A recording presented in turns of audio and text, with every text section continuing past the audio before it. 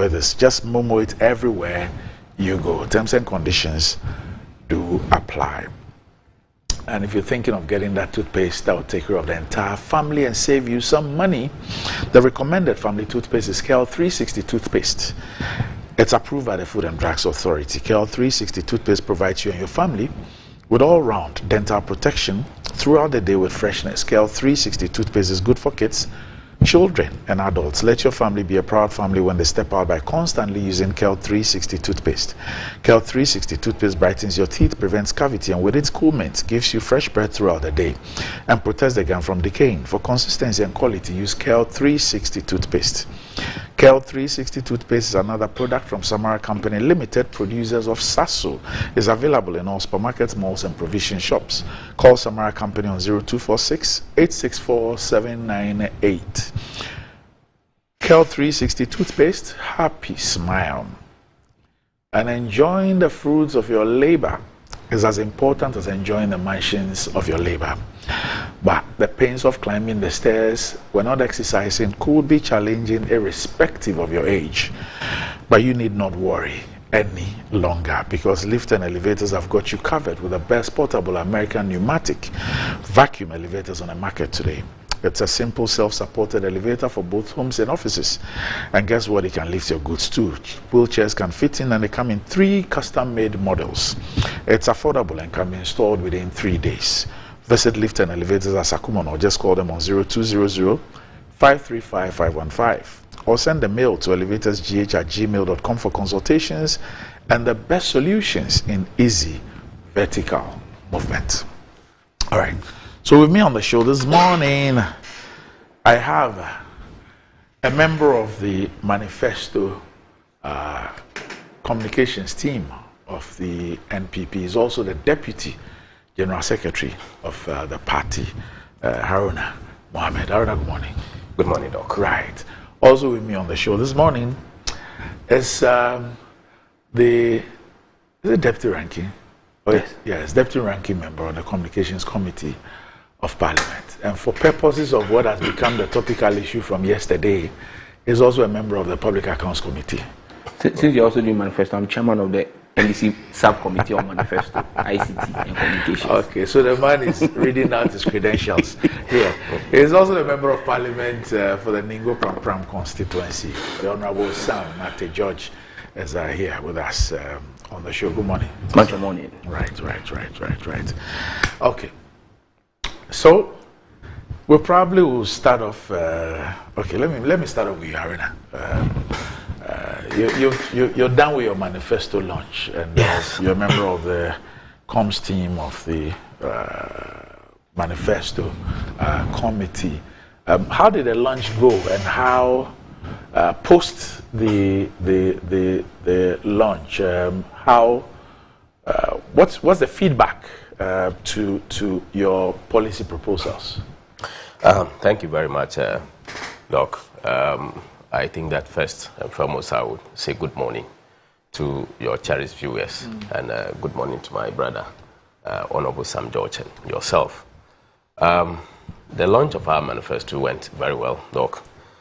Fortunate enough, I was part of the committee that prepared the launch for the manifesto, chaired by Madam Oboshisai Kofi. So you're actually a member of the committee, not the communications team. I'm part of the communications team that Okay. after communications of the launch of the manifesto. Okay. But Post launch. The post launch. Okay. All right.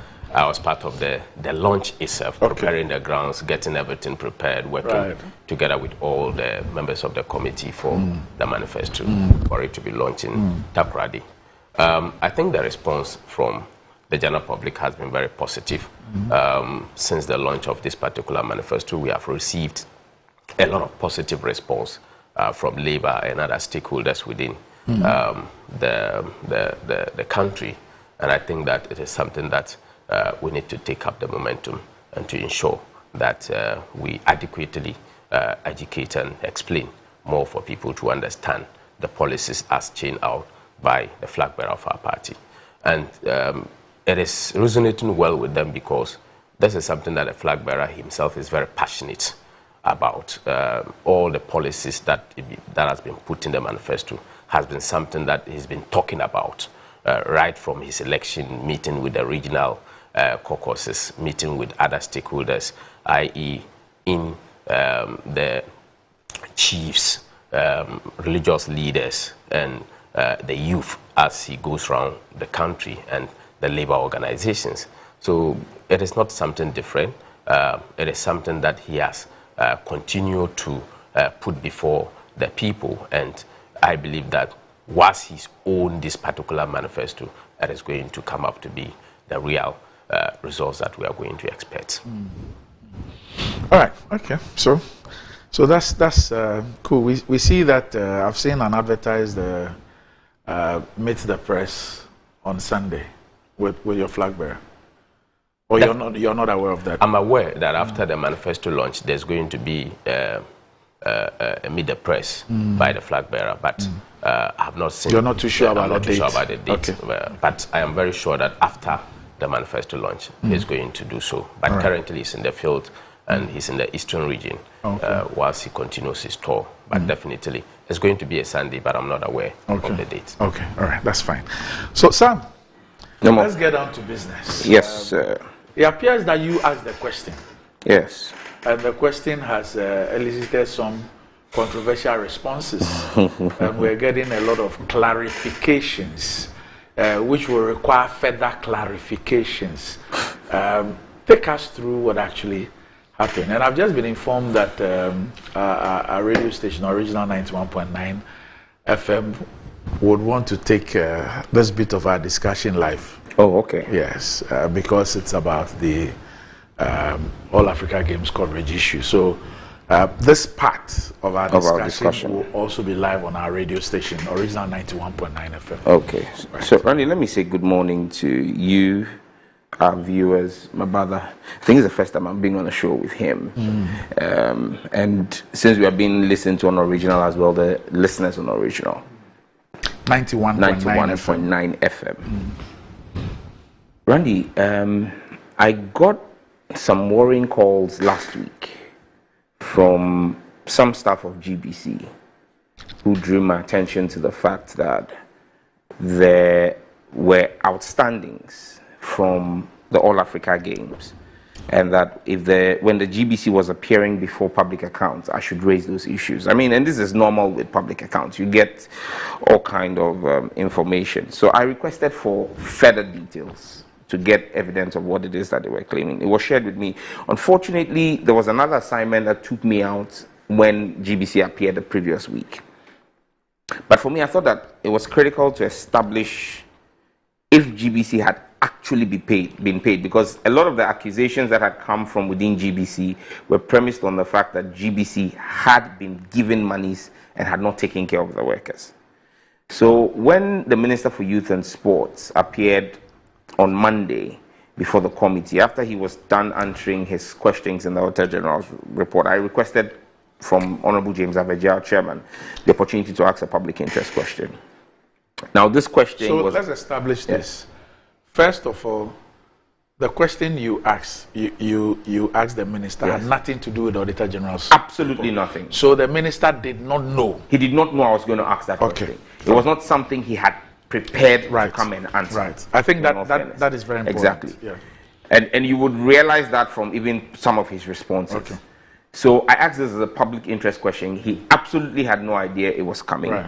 I asked him if there was a contractual agreement between himself or the ministry he represented and GBC for the All Africa Games. And he answered in the affirmative and said yes. He had signed an agreement with GBC as the official broadcaster of the games. And I said to him, okay, that's fine. I acknowledged the fact that he wasn't aware I was going to ask the questions, but I just wanted to find out if he could remember how much he had paid for that service GBC offered, and if he had paid in full. And then he said, oh yes, I have paid in full, but I don't remember the exact amount. That's what he said. That's what he said on live TV, on the record. Okay. I don't remember the exact amount, but I am sure it was in excess of $3 million. He used the phrase in excess of $3 million. Right. So then I did a follow-up and said, Minister, are you saying to us, to this committee under oath, that you have paid in excess of $3 million. I won't push you on the exact number because he wasn't prepared for this. He says, yes, we signed a contract for in excess of $3 million and we have paid in full in excess of $3 million. I thanked him and then made a comment that my attention had been drawn to the fact that some GBC staff, technicians, had not been paid. And so when next I had the opportunity, either at public account or thankfully because GBC is under the communications committee, I would bring GBC to answer those questions there. That matter died down. I went to bed. I thought that, well, I'm waiting for the next time GBC would. Then the following morning, that was yesterday morning, the GBC Director General, Professor Amin Al-Hassan, was on GBC's platform, Morning News, where he stated that GBC had only received 105. Is that they benefited? They had benefited. They had only benefited 100. That's the correct word he used. Benefited $105,000 US, and that it came as a surprise to him. In fact, if I read his letter, yes, because he wrote a letter to Parliament, the Public Accounts Committee. He copied me in that letter. Okay. Even though I haven't seen my physical copy yet, I'm sure it may have been delivered somewhere in Parliament. But at least I have the benefit of seeing what has been put out. Yes. In fact, he says that of the total payments made for the games, GBC was only entitled to $105,000 US. In the tape where he spoke, he said benefited. Yes. But in the letter, he said was only entitled to $105,000 US. Then he continues. Therefore, the statement that GBC was paid, and then in quotes, in excess of $3 million US, end of quotes, comes as a surprise. Now, I didn't make that statement. The Minister for Youth and Sports made that statement. Now, this is diplomatic language for saying that the minister lied. I mean, when you say that what a minister said on national TV comes to you, who he says were the beneficiary, as a surprise, it means that what he's saying, you are not aware, it doesn't exist. Now, it has come, in fact, that immediately muddied the waters, and that became the news, because the question is, if the GBC Director General is saying that only 105,000 came, then the GBC Director in his statement says that they used third parties. Again, to be fair to him, he says 3 organizations were used for technical production. The following organizations were responsible for the technical production: 1, PGS; 2, Quality Media Production SL; and 3, the production room. Now, Randy, subsequent to this statement and this letter and then the statement by the GBC Director General, we've gotten a copy of the contract that was signed by the minister and the GBC Director General. Now, that agreement is between the Ministry of Youth and Sports and Ghana Broadcasting Corporation. Now, it's dated the 1st of February 2024. I want to go into the scope. Yes.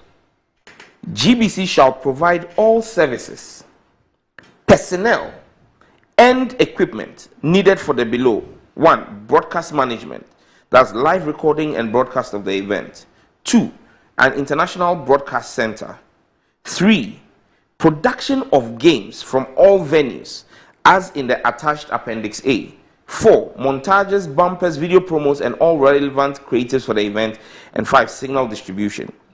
The following services and technical features are also included: the live recording and broadcast of the opening and closing ceremonies, a 7 to 10 hours of a daily super feed for live broadcast and playback, satellite space segment and turnaround, editorial management crew, a 1-hour daily African Games Roundup program, and then provide and manage the team of commentators for the live broadcast. Now, that's the scope. The term is that the agreement shall be for the period of the African Games from the 3rd of March to 28th March 2024. Now, obligations, fees. It is agreed that GBC will provide services in the amount of $3.6 million US. Now, 1, that the Ministry of Youth and Sports is solely responsible for the payment of the services provided, that the Ministry of Youth and Sports will transfer the cedi equivalent of the cash component to the GBC for payment. To the GBC.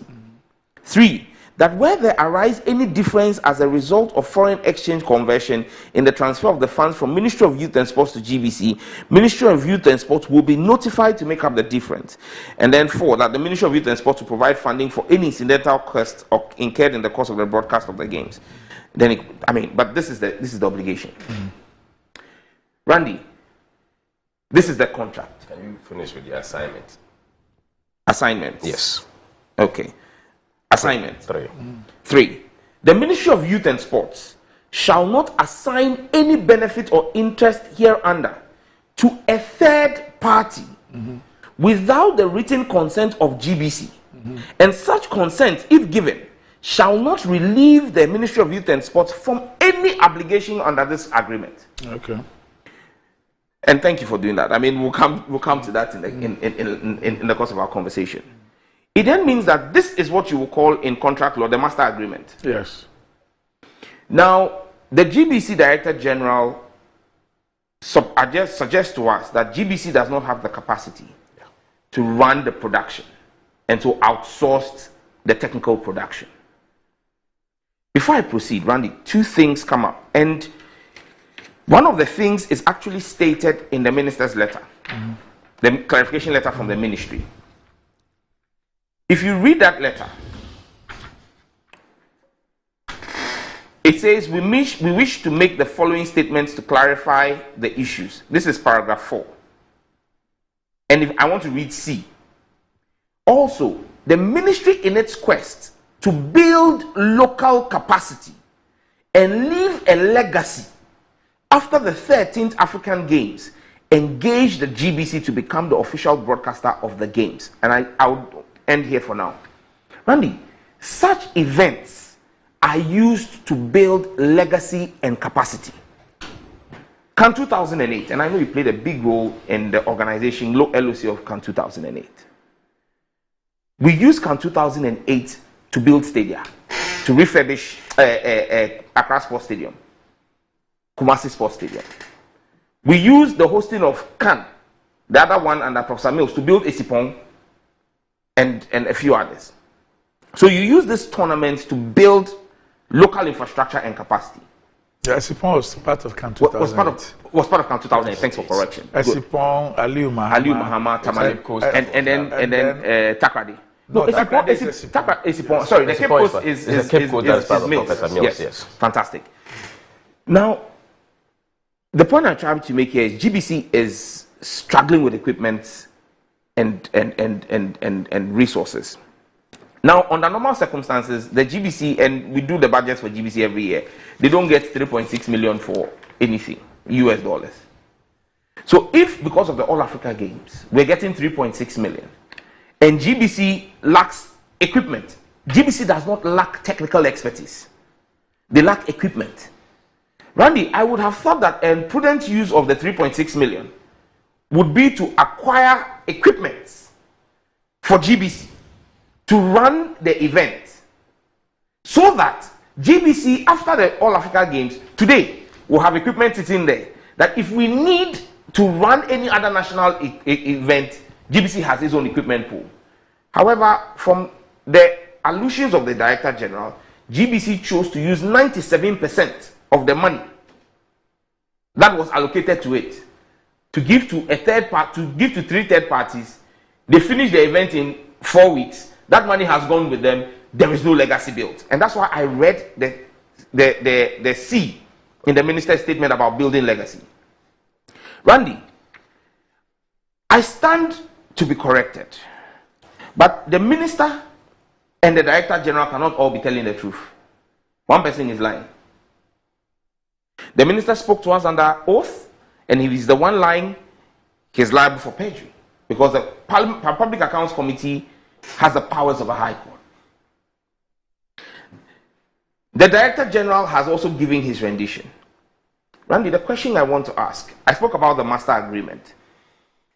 Has GBC any service level agreements, SLAs, with the third parties?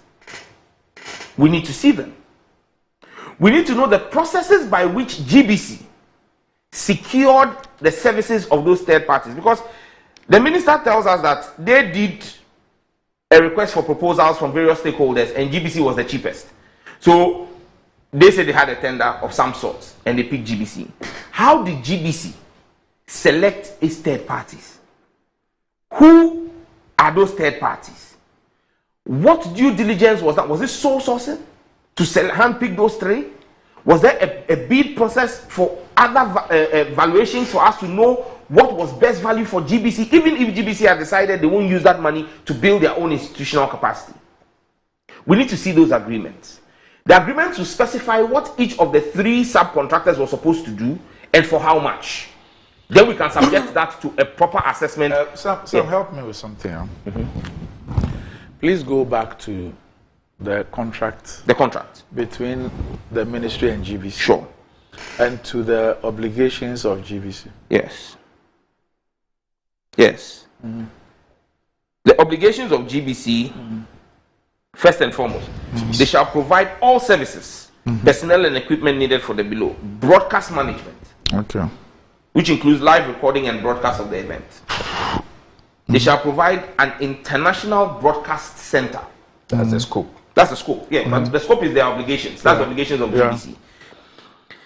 Then they will do the production of games from all venues, as in the attached Appendix A. And Appendix A is the list of all the venues for the games. Then they will provide the montages, bumpers, video promos, and all relevant creatives for the events. And most importantly, they will do the signal distribution.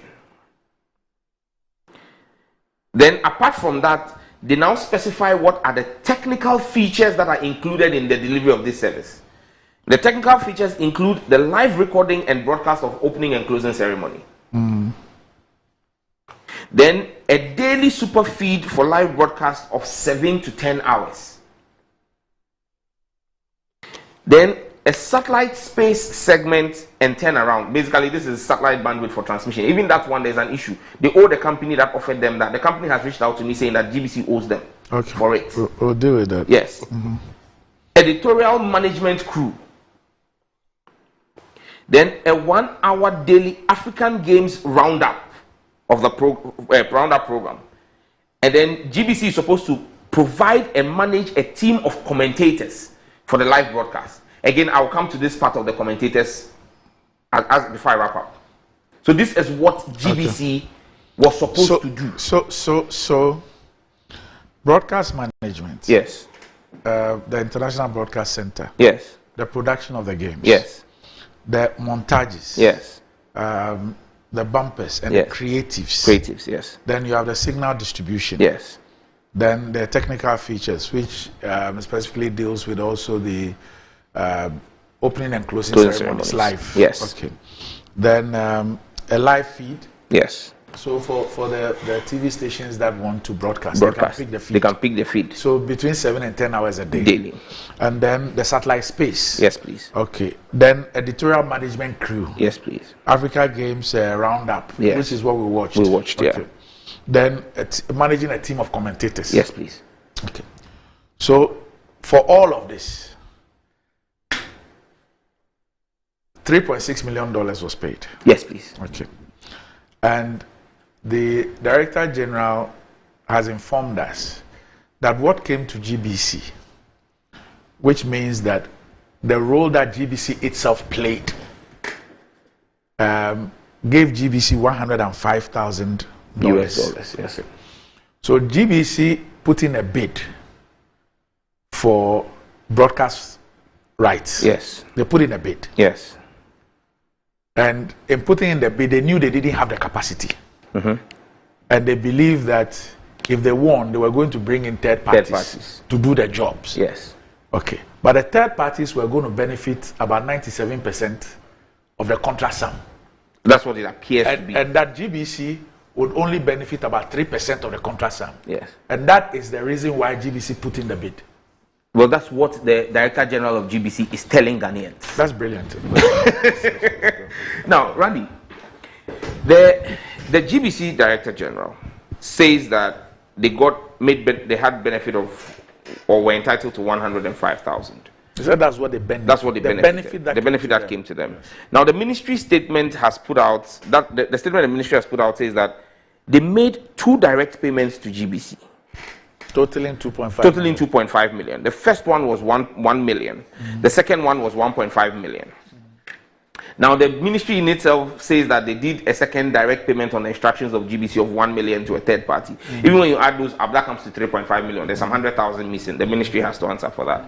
But if 2.5 million was paid in 2 tranches to GBC, why is it that the Director General in his letter to public accounts copied to me is saying that the minister's assertion that in excess of 3 million was paid to GBC comes as a surprise to him?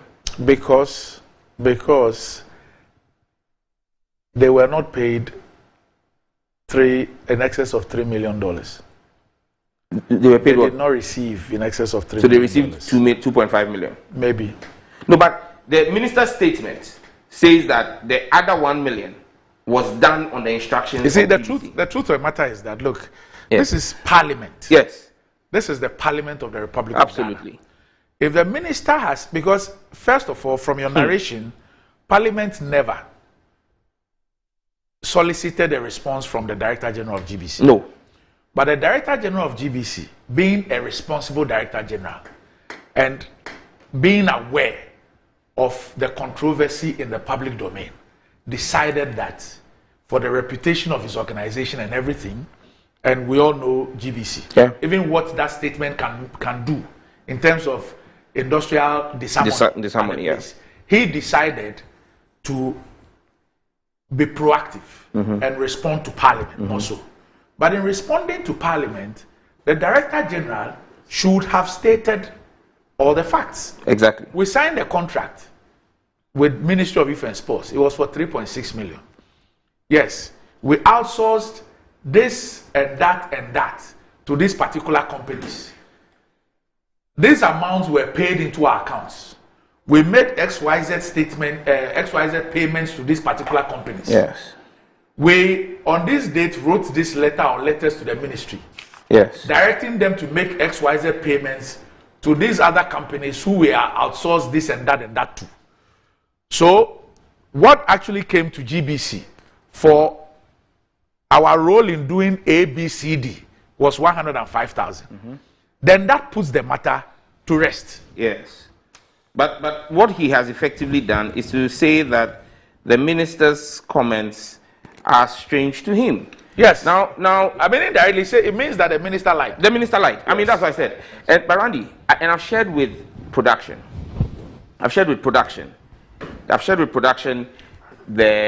Some internal memos. Look, the minister's statement said they made the first payment of $1 million to GBC on 13th of March, 2024. Randy, I have in my possession a memo dated. And let me make a small, sorry, please don't lose your train of thoughts. I had intended to say that earlier. Okay. If you look at the date, you know you were talking about the issue of legacy. Legacy, yeah. And then what GBC could have done with the 3 point something, okay. With my small knowledge in this business.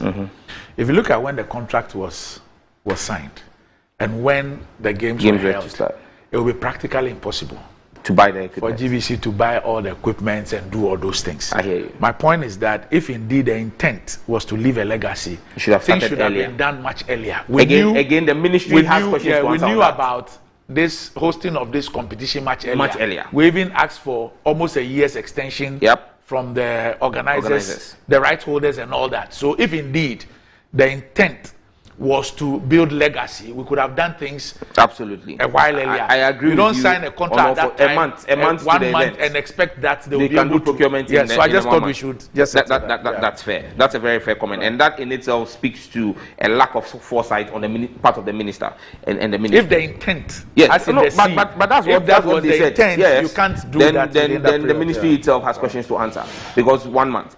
Now, Randy, I've shared with production some internal memos. Okay. The first payment was made on 13th of March, $1 million. On 15th of March, to the Director General, from the divisional chairman, and copied to all divisional directors, Accra Local Union, Subject: boycott of live coverage of the All Africa Games at all centers. The union writes to extend its felicitations to you and management. The divisional union respectfully writes to notify you of an intended boycott of the live coverage of the ongoing All Africa Games, Accra 2023, at all centers across the country by our crew for lack of basic amenities. The union, through some investigation and report reaching us, indicate that staff of GBC go through a lot of difficulty and hardships, which includes but not limited to lack of food, water, and even transportation to take crew home and back to the centers for the next day activities.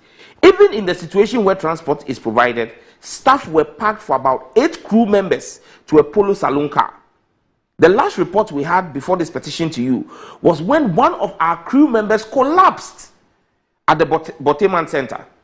We will be very grateful if, as a matter of urgency, management will swiftly intervene to avert such a disaster from happening to the state broadcaster and the intended disgrace it will bring to the nation as a whole. It continues and asks all of that and says, the union also humbly advised that the payment of such TNT to crew members does not conform to what is stated in the collective agreement and the guidelines in terms of payment of committed allowances stated in the Ministry of Finance directives. Randy, this was 2 days after they had received $1 million. Still, their staff were not being paid. The union had to threaten to lay down their tools. Now, it was dated 15th. If Annie scrolls up, on the same day, 15th, the Director General responded to the union. RE boycott of live coverage of the All African Games. We acknowledge receipt of your memo on the above subject and write to thank the union for the prompt notification of the Office of the Director General on these critical happenings. The Director General has taken note of all the concerns raised and has directed thus: 1. Going forward, that is from this afternoon, 15th March, the same day the union wrote, he's responded. The Office of the Director General has taken over the coordination of all welfare issues relating to staff on assignment at the various locations of the 13th All Africa Games in Accra. 2. Starting this afternoon, a finance officer and an auditor has been dispatched to the various centers to pay staff on location 100 Ghana cedis each for food per day. 3. All enlisted staff for various functions at the various stadia are requested to fill out TNT claim forms and submit same to the Office of the DG for processing. Payment of claims will be prompt after audit validation. 4. All arrears with respect to staff activities at the various centers of the 13 All African Games will be paid when the respective divisional directors submit the validated details. 5. Finally, with the current arrangement put in place to manage the welfare needs of staff on assignment at the 13 All African Games, management expects every deployed staff to oblige and be at post accordingly. So, on that same day, the Director General steps in and says, this is what we will do, we'll pay 100 cedis a day. Now, Randy, the pool of broadcasters that GBC was supposed to manage had broadcasters from other Ghanaian media houses and some foreign broadcasters. I put on record that those broadcasters from other media houses were paid 1,000 cedis a day. They were paid 1,000 Ghana cedis a day. Oh, wow. Yes. And GBC staff were paid 100 Ghana cedis a day.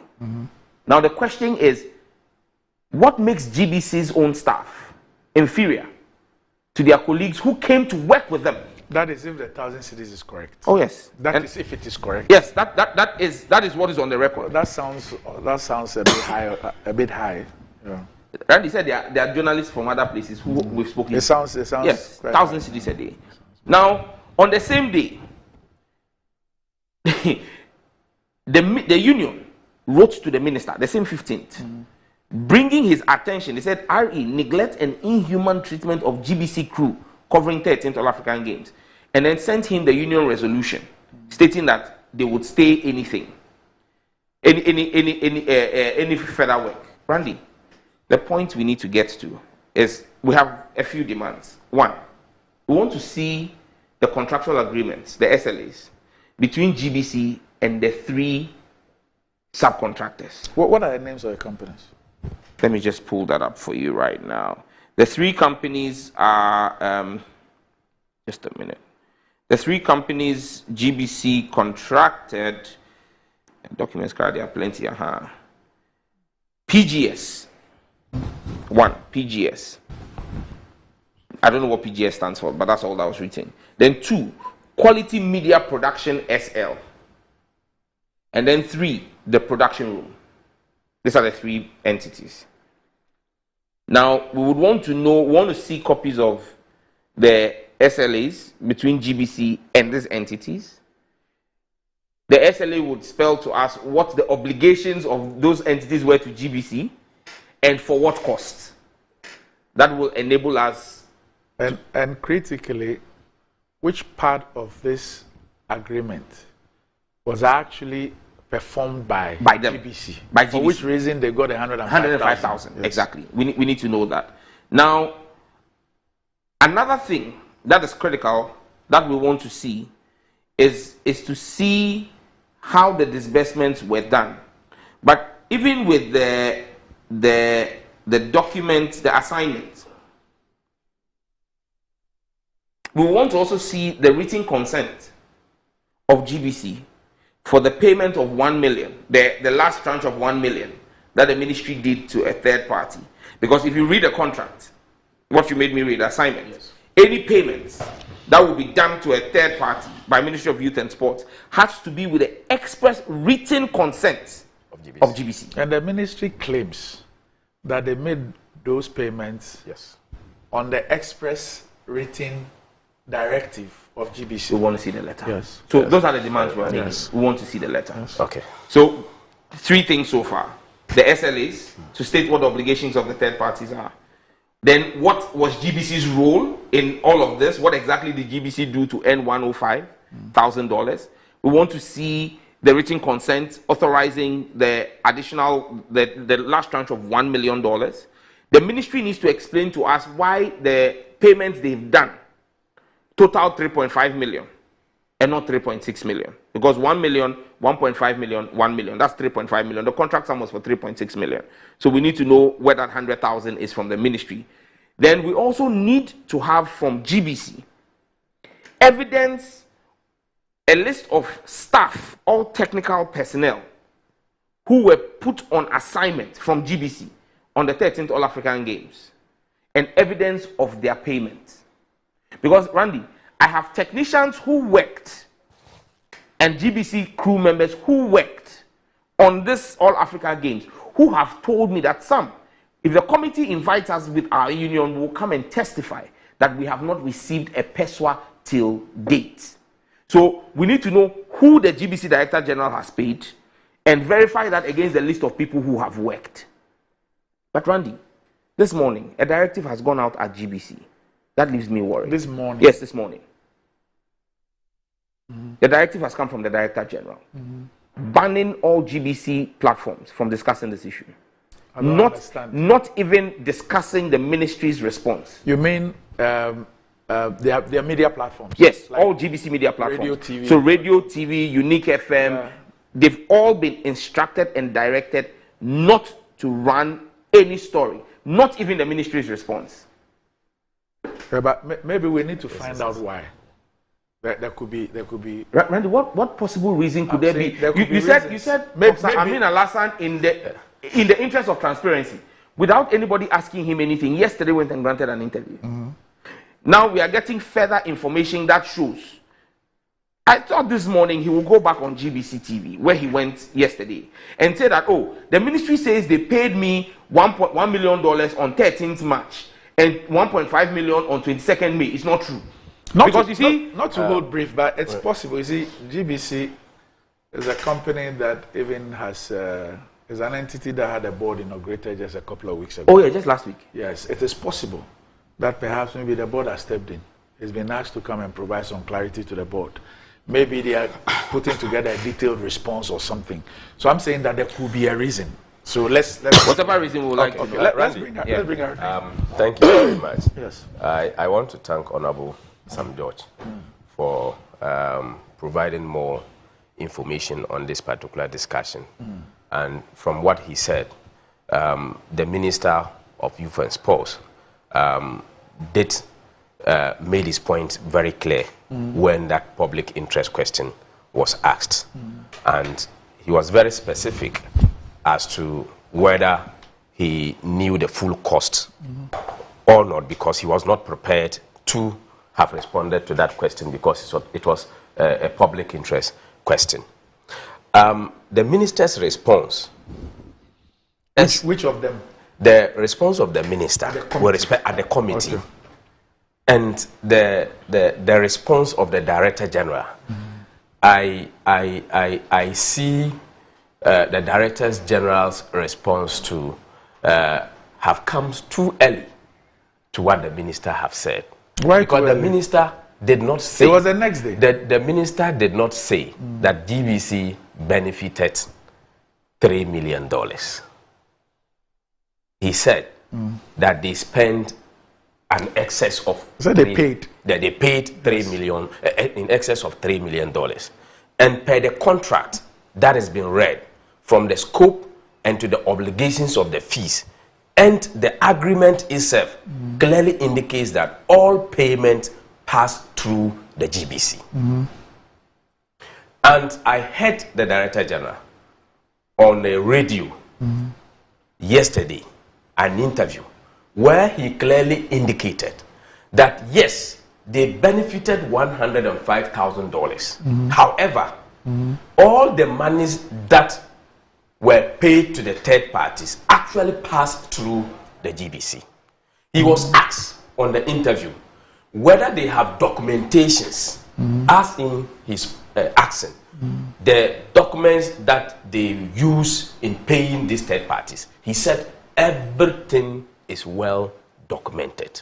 So if you knew of a contract, if you knew of an agreement that you have signed, and in fact he signed the agreement with the Director Legal. He signed this agreement that Honorable Sam George has read with the Director Legal, and you knew that the minister did not say you benefited $3 million, but they paid in excess of $3 million. So if you benefited 105 due to your capacity, lack of capacity to have provided this or use the opportunity to have gotten this money to buy this particular equipment, you are clearly exposing this the management style of the organization. Like you mentioned, CAN 2008 gave us these various stadiums. And in this particular instance too, from the Ministry of Youth and Sports, we have the Botiman, we have the University of Ghana Stadium. All these facilities have been provided and benefited from this particular facility. GBC should have taken the opportunity, no matter the time. And on the interview, Aruna, just to be fair, you see, like I said, this is an area where I have small necessary knowledge. But it's not small. It's, we all know about small. It's not small. If you look at Botema, look at when it was started. Look at when the contract was signed. Look at when we started making payments. And even with that one, for all that period and the extension and everything, we even did a rescoping and took out, you know, it should have included a 50,000 seater capacity football stadium. We rescoped and took the 50,000 seater capacity stadium out of Botema. So we built it without that, because if we were going to include the football stadium, there was no way we will finish. Randy, the point I'm just making to you is that's why I made that earlier comment. If indeed the objective was to also build the capacity of GBC and leave that legacy, we could have applied the same approach. The same approach that led to us signing the contract much earlier and having all that period to be able to build infrastructure and everything. Same thing should have been done. No, but Randy, you see, you don't sign a contract in 1 month and then, because from what the ministry is saying, it means that even at the point of bidding or signing the contract, the ministry was aware that GBC was going to outsource. Yeah, but in this case, the example of the stadium and the other facility is different from procurement of a machine. Do you get the point?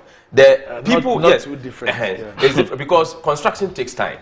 Yes, same as this. But if the procurement of this particular machine, look, do you know how long it took us? Do you know how long it took for us to build these studios? There are companies, individuals it's no joke. Who can get this particular equipment, knowing very well that you might leave a legacy at where you are. Can't do it, and that is why the contract. You can't do it. That is why the contract clearly indicated to leave a legacy. So he should have used that particular clause to be able to build on the capacity of the GBC with the production or getting the machine to complement its activities. I think that GBC director must be called to make, Director General must be called to make these particular clarifications. You can't go on radio and make those clarifications and you write to Parliament without indicating all these clarifications. I think that if he was quiet, it would have been better than what he did.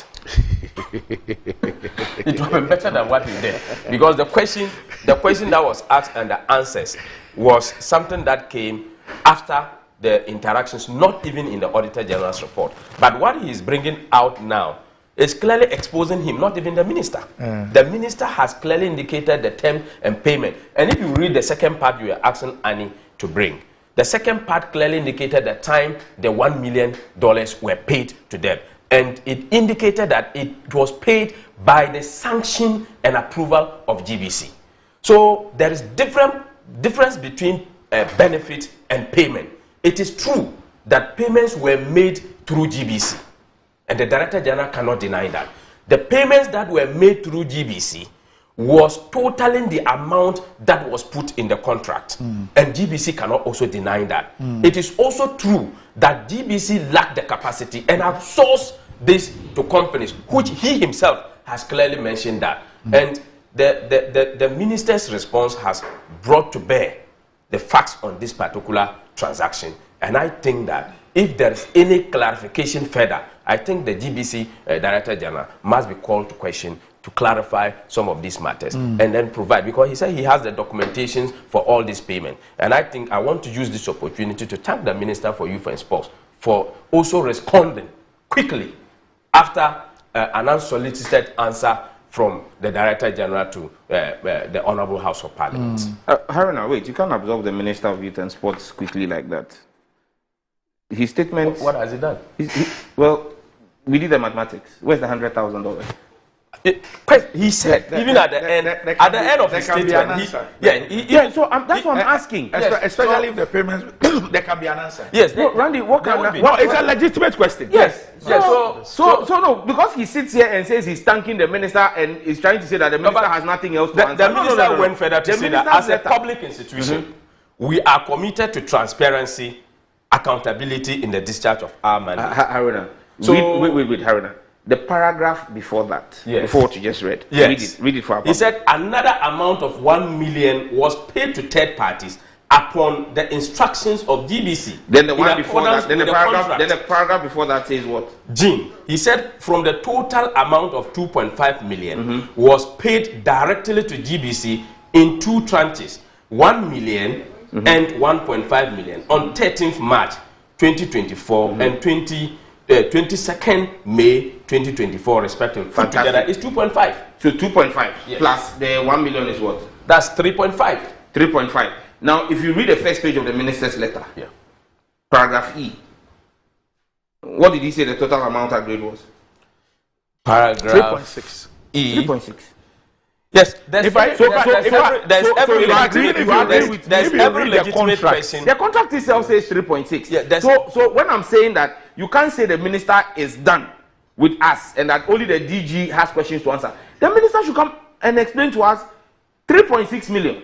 He's told us he's paid 3.5. Where is the other 1 million? One of the things that I even want to... One of the things that I even want to find out from the minister is that if the C... Yes. It says also the ministry in its quest to build local capacity and leave a legacy after the 13th African Games engage the GBC to become the official broadcaster of the games. How did the ministry expect to achieve this C? In 1 month. This C? In 1 month. Yes. How did they expect to achieve that? Especially when it also gives us the impression that it knew that GBC was outsourcing the contracts. There's a contradiction there. Because if you read C and E, Randy, and I also want to understand, let me Chief, if GBC were to appeal, because you are in Parliament, I want to find out from GBC why they will go and bid for a contract and take only 3% of $3.6 million, knowing fully well that they do not have the capacity, and that they will be outsourcing 97% of the value of the contract. You know, Randy, I want to understand Randy, why. You know, and because I've done a few contracts, because I've sat on public boards before, and even in Parliament, we've seen contracts that have come before us. Most times when you are outsourcing, when you sign a contract and you give room for outsourcing, you state that not more than 50% of the terms of the contract can be outsourced. Because if a third party is going to be doing more than 50% of the work, then you're the one fronting for the whole thing. You're basically a front. In this case, what GBC is effectively telling us is that they were used as a front. Yes. No. Yes. No. They use themselves. No. Who used? But the ministry is saying that the ministry says he was aware. The ministry says he was aware. Yeah, but they So wrote it the means proposal. the direct And in the proposal, they know they cannot offer that service, If but you they read included E, the cost, if you read which was lower than others. listen, read E on the screen. I'm The going- I'm- understanding that GBC will use the services of third party to assist them implement their obligations. The total amount agreed was 3.6. Yeah. It means the ministry knew that GBC was simply being used as a front. The state broadcaster. No. Is Because because they use Randy, themselves. Randy, That's you know what I why? want. You know why? Nobody use them as a Ghanaians front. They will have use asked themselves. very critical questions. If we were told by the ministry that these three companies, who we don't know I don't know who they are. Maybe industry people may know them, but I don't know who they are. Were being paid this amount of money. It's like somebody saying that, Aruna, you have a company that has a reputation. So bring it and come and let take me contract. use your company to go and to take a contract. And then I find something for you. So $3.6 million, $300,000 and go chop. I mean, what is Randy, this? Sam, They use the whole GBC to front and take 3%. They did not. GBC submitted. And you think that the ministry has no questions to answer? GBC submitted their proposal that include outsourcing to third party. That is lower than other companies that submitted. Yes. So it means it is GBC that identified these companies that they are outsourcing to, not any other organization. So nobody used GBC. GBC used themselves. Second, let me just honorable, wait. The 3.6 you are talking about is contained in the contract. Yes, and the ministry statement, which remains an agreed amount, not an expended amount. So if an expended amount is totaling up to 3.5 and there is a shortfall of 100, there's every legitimate means to ask how much exactly did you spend. There must be a reason why you are withholding the 100,000. And you told us that he was not aware of the question. So if he was aware of the question, no, but the breakdown of the 3.5 did not come at the public hearing. It came over 24 hours after. This was a statement his ministry issued in response to the GBC. So it's not as though he didn't have the details. But it's clear that there is always difference between budget or agreed amount and expended. No. Haruna, what you are confusing is a contract and budgeting. When it comes, wait. Let me clarify this for our viewers. When it comes to budgets, we have budgeted amounts. We have approved amounts. So what is the 3.6? That's And then the contract sum. That's the contract sum. But when it comes to contracts are different from budgets. No, but if because with the budget, listen. Let me explain something to you. Let me help you here. When we do budgets, especially national budgets, it's based on expected inflows that we do the allocations. So based on the inflow, then you get a certain percentage of release. But when it comes to contracts, the sum is based on deliverables. That's why there is a scope of work in the contract. So that's what I'm saying. They have done all the work they've done to yes, in summary, for the balance. That's what I said. In summary, there's a contract valued at 3.6 million. Yes. Payments we've been told add up to 3.5 million. Yes. There is a question to be answered. Yes. That is it. On 100,000. But the point I just wanted to be carrying out, lest I forget. You know, you made the earlier point that GBC is the one who brought this. And listen, we sit on public accounts. Just 2 days ago, it became clear to us what was going on in one of the districts up north, where people go to tender, and the auditors found out that the 4 companies that were in the tender, the phone number for the 4 different companies, was the same phone number. So listen, don't use. Wait, Haruna, let me land. Don't use this that GBC brought the people. Listen, If somebody sitting at the ministry, well, at least for No, now, but for GBC, now, it we was do not have- contained in their proposal. We don't Randy, have any evidence but to suggest it is that. obvious to the trained eye that GBC was simply used as a front. Well, some things don't make sense, but we can't make. We can't make. They used it. We can't. No. So you are saying that GBC We can't make those GBC used themselves. The ministry didn't use because GBC. they brought their proposal and included in their proposal the third-party agreement. Right, Okay. but he agrees with me. Bottom line is, but Haruna agrees with me that GBC was used. No, Yes, that not by the GBC, ministry, but by themselves. GBC You just was said not GBC used themselves. GBC submitted their own proposal that included the use of third party. You said GBC used themselves. Let me use. Yes, because Gentlemen, Randy, you want to use the two of us too? Gentlemen, in fact, let me use. Let me get this. Okay. Randy, I want to correct. Please do. this Please do. You see, the minister's response in this letter, was to clarify the commentary by the Director General. Okay. So if the other $100,000 you are talking about was not commented on, if the minister is asked, for which legitimately I know He will that answer. if you answer, Okay. that is All it. right. Let me use. But no, Randy, Gentlemen, let me use 30 seconds just to respond to this. Yes. Listen, the Director General did not mention 3.5. The Director General said he received 105,000. They benefit. They benefited 105,000. If the minister wants to clarify that, why would he clarify 3.5 million and leave 100,000? You see, the reason why he did not clarify that one is that monies that because he has were not paid- made a payment yet. Yes. Okay. The monies that were All right. paid through GBC Okay. amounted to this. All right. And he's justified Okay. that So in the letter. gentlemen, in fact, let me use 5 minutes of your silence to make some money. We'll be back soon.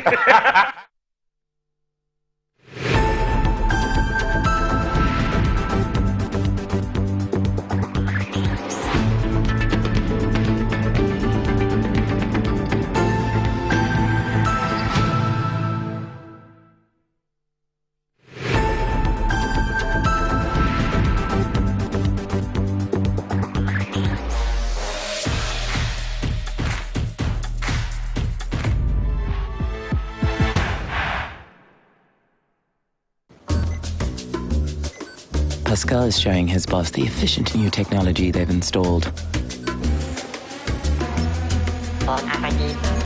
She's pleased. But now she's asking, why is that still there? Pascal explains the new fleet-finding darts are more accurate than the old ones. The boss is not so pleased anymore. If you haven't automated your fleet management yet, it's time to get business done better with MTN Business.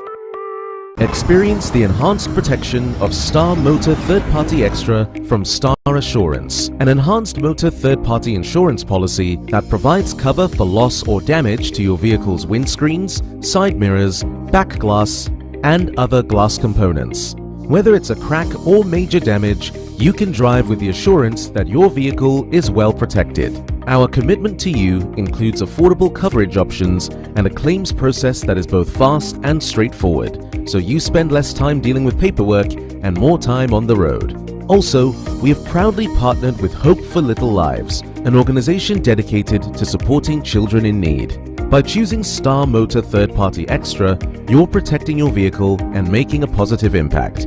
Every policy you buy helps bring joy and support to children in underserved communities. Reach out to us now on our toll-free numbers 0800 177 177 or 0302 245 906 to sign up. Let us help you drive with peace of mind and purpose. Star Motor Third Party Extra. Drive with confidence, give back with heart. Star Assurance, your solid partner. We are back bringing you the latest lineup from Betway. Betway starts strong with their front two with Free Play Friday and Swipe Bet. In the middle, you've got all the control with Cash Out and Build a Bet. Plus, with Win Boost, you can boost your sports bet. At the back, they have Smart Picks and the partial daily jackpot. You always get way more with Betway. This adverts have been vetted and approved by the Gaming Commission of Ghana. Bet responsibly. No under 18. Terms and conditions apply. Betway. Get way more. Using Coa Mixture, Coa Plus Mixture, and Coa MT Mixture. Brought to you by Coa Research and Manufacturing Limited Company. Proudly made in Ghana. Formulated to support your general well-being. For those seeking immune system support, there is Coa Plus Mixture. Support your body's defenses and stay strong. When it comes to combating malaria, Koa MT mixture will aid your treatments. For effective relief from malaria symptoms, try Koa MT mixture. Koa mixture, Koa plus mixture, and Koa MT mixture are not recommended for pregnant women, lactating mothers, and children under 12 years. Always take a malaria test before using Koa MT mixture. Choose Koa mixture, Koa plus mixture, and Koa MT mixture for your health needs. Available now at pharmacies nationwide. For bulk purchases, contact 0244 726611 or 0591 565 778. This advert is anti-cavity, gum protection, brighter teeth, and fresh bread. I'm a fat missy way. The patch of bantama. Matassa. That's a cycle. It's her smile. The fresh breath. Me, Jidi said we use Cal 360 toothpaste. Some kind. Cal 360 toothpaste. That's Kia. Cal 360 toothpaste. It's a gum protector. Onim jom kasa. Kile kosing. Cal 360 did the way. It's cool mint. Gives me fresh breath and your confidence booster. And you will see so feeling kika when you know Cal 360 toothpaste. Happy smile. Cal 360 toothpaste, anti-cavity, gum protection, brighter teeth, and fresh breath. Cal, happy smile. This advert is FDA approved.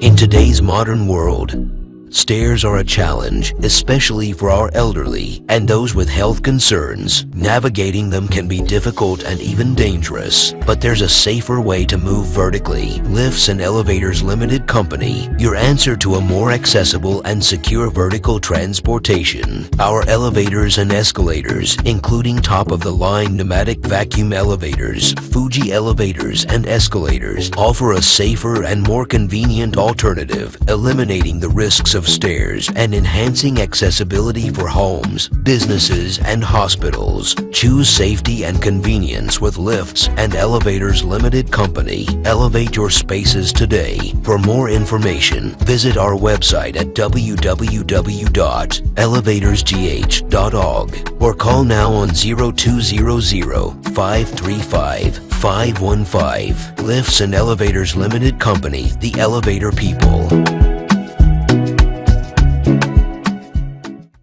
Are you looking to own a prime piece of litigation-free land where you can put up your dream family home or your ideal getaway retreat within a luxurious estate? Then look no further. Welcome to Rehoboth Hills, where your dream of hassle-free land ownership comes to life. Acquire land devoid of multiple purchases, litigation, and land guard issues in a safe and secure gated community while enjoying the fabulous night view of Accra from the serene Ebri Mountains. Rehoboth Hills offers spacious plots that provide you with the ideal setting for your dream home and a valuable, safe investment for your future. The lands are located in the prime area of Ayarifa within our residential development Rehoboth Hills, overlooking the city of Accra and the Ebri Mountains. Our prices are very affordable and designed to fit your budget. We offer flexible payment terms, ensuring that you can invest in a valuable asset for the future. Contact us on 0244 764 499 or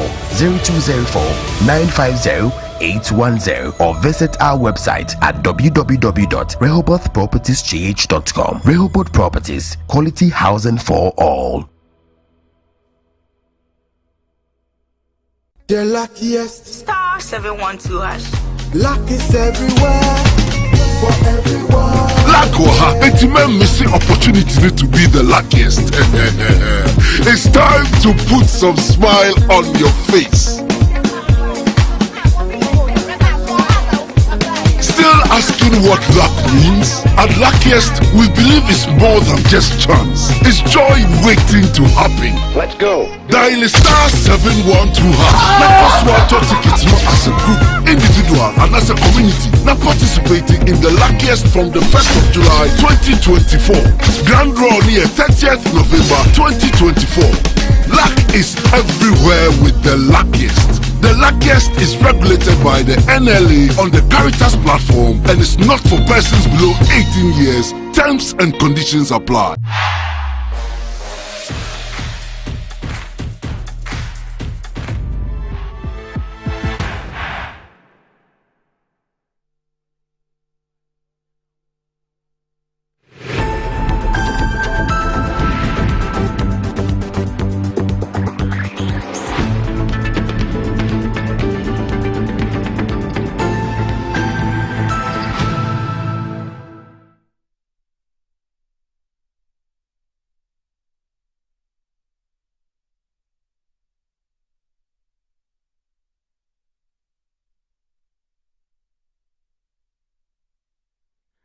Right, welcome back to the show. If you just joined us, this is Good Morning Ghana live on Metro TV. Still with me on the show, I have Arna Mohammed and Sam Nate George. Ayesuku, that could somebody be big, but Betway's cash out be bigger. iHands early partial and auto cash out feature lets you cash your bets out early and cash out a portion of your ongoing bets, or even set your bets to cash out automatically. All this to give you way more control of every thrilling bet you place. Sign up today at betway.com.gh. Terms and conditions apply. This is regulated by the Gaming Commission of Ghana. It's not for persons under 18. Betway, get way more. And Blue Jeans energy drink has been on the Ghanaian market for over 20 years. We already know what it does for the body. It contains vitamins and nutrients like vitamin B2, B3, B6, B12, as well as taurine and guarana, which are known to boost your strength and energy, as well as promote high performance and endurance. Blue Jeans energy drink has been tested and tried. It's indeed the best. Blue Jeans energy drink is for bold and active men and women. So go and grab a cold can and power your day. It's in shops nationwide. You can reach Budget Cash and Carry Limited on 0208-128-190, 055-001-0000. Right. Randy, yes. I beg you. Fresh information has come. Which is? It actually is a letter to the Minister for Youth and Sports. It's actually a letter from the Director General of GBC on the GBC letterhead. Okay. Dear Sir, request for approval of contracts and invoices for the 13th African Games broadcasting services. And again, I've shared this with Annie. If she has it, she can put it on the screen. Following the appointment of GBC, and it's dated February 28, 2024.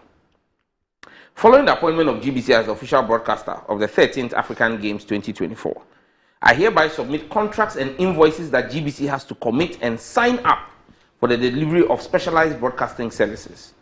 The list of service providers and the corresponding contract sums are as follows. And Randy, if you remember the first letter we read, there were 3 contractors that the DG said were used. He said only 3. PGS, that's the Director General, PGS, the production room, and Quality Media Production. Now, in this memo, number 1, PGS, and the amount is 2,056,534 euros. 2, Quality Media Production SL, $1 million US. 3, the production room, 57,030 euro. 4, so now we've gone beyond 3. 4, Silicon Production. And remember when I was speaking earlier, I told you that even for the satellite segments, they owe the company. They've not paid the company. Silicon Productions, $165,000 US. Then 5, GBC 24, African Games Channel, in bracket support, $105,000 US. Then 6, Positive Communications, $20,000 US. Positive communication. Yes. Okay. So with of now we have 6 that were asked to be paid for. It is understandable that the 3 and GBC's channel would make sense, but the question to the GBC Director General is, why is it that in his letter to public accounts, copied to me, Silicon Productions, $165,000 and Positive was left out, and this company called Positive Communications, $20,000 were left out. Positive communication. But the whole thing is turning negative now. You know, why this has also been left out from the letter to public accounts? Another question we must understand. Because what role did Positive Communications play as a third party that they earned $20,000? But what did Silicon do? Silicon, I believe, provided the satellite uplink. In fact, Silicon Productions runs the T3 platform and all those platforms. Most of the network stations pay. So, and I know that they owe Silicon. Yeah, but they owe Silicon. Randy, you see, there's one thing you said, that the 2 of them, one will be telling lies. Or both. Or both. No, that was your prophecy. One. You get the point. This is your prophecy from the beginning. One could be telling lies. That one is not telling us to the be truth. lying. Before I'm tempted, You say who cannot be telling you say one of them. That one of them is absolutely not telling us. Wait. Randy said before you become what? Before I'm tempted to become a fraudster. Because once we want to break the dead, you see, viewers on the I don't know if I should see on the lighter. It's a serious note. Interestingly, so my witnesses are Haruna, Sam, and then Jennifer are floor managers here. Whilst we were on the break, there's this number that kept calling me. So to be honest, I thought that it was probably somebody who had information with respect to what we were discussing. I picked my phone and Masa, your phone is my send 4 million. Now send the pin, man. Now send the pin, man. You know, and it's good that we're off air because the things I said. It was even better than what Sam just said. So you are saying I was worse. Please, I'm an honorable member of parliament. I have to even come and learn the gun from you. I'm an honorable member of parliament. Okay, I said the gun. I said mine in Chi, and Sam said he's in Ghana. And I think all was said out of provocation. This early morning, you want to find somebody to defraud me, Radiabi. Hey, you do boy like that. Anyway, you see, the person saw that you are discussing huge sums of money on your platform. So it was an opportunity, and we indicated that you have great expertise in that area. So at least perhaps he thought that was the positive. Yeah, you want to tap into. Anyway, so Sam, where do we go from here? How do we resolve this issue? Because a public interest question, which emanated from complaints from some staff of GBC, not having received their monies, has actually brought up all of this. I think that we need clarity. I'm tempted to give up to the end of the week. If by end of week we don't get all the information that we've requested here, I will put in an RTI request.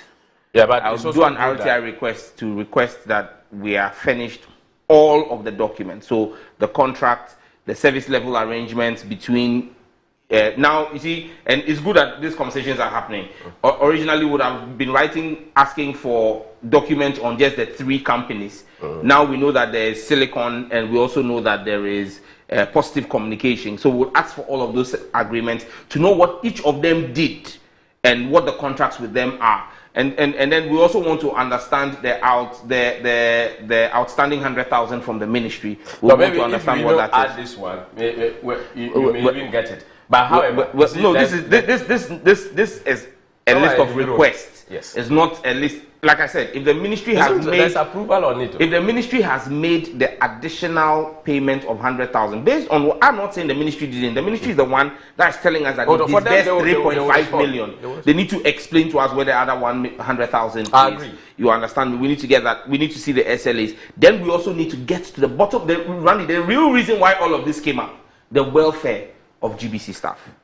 We need to get to it. What was the remuneration? Because you see, Randy, beyond GBC staff, the ministry also needs to effectively respond to the issue of volunteers. Yeah. There are volunteers who are Ghanaians who worked for the All Africa Games, and we still hear the complaints that they've not been taken care of.